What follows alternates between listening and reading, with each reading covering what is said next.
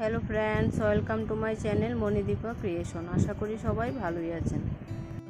আজ রান্না করব মিষ্টি কুমড়োর ডগা দিয়ে মসুর ডাল। আমি এখানে নিলাম পরিমাণ মতো মসুর ডাল। ডালটা ভালো করে ধুয়ে নিলাম।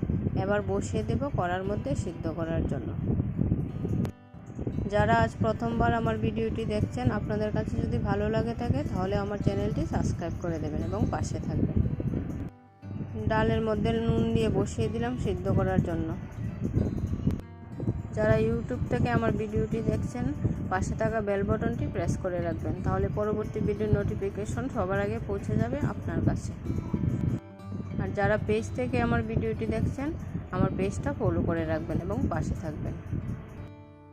মিষ্টি কুমড়োর ডুগাগুলো কেটে ভালো করে ধুয়ে নিলাম। এখন দিয়ে দিব ডালের মধ্যে। ভিডিওটিতে লাইক দিতে ভুলবেন না, আর কমেন্টে অবশ্যই জানাবেন আমার রেসিপিটি কেমন লাগলো।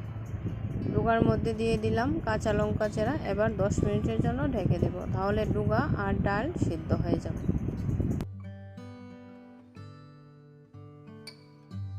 দেখুন বন্ধুরা, ডুগার ডাল সব সিদ্ধ হয়ে গেছে। এরপর দিয়ে দিলাম পরিমাণ মতো হলুদ। এবার কড়াই বসিয়ে দিলাম ফোড়নের জন্য। কড়াইতে তেল দিয়ে দিলাম শুকনো লঙ্কা, আর এখন দিয়ে দিব কালো জিরে।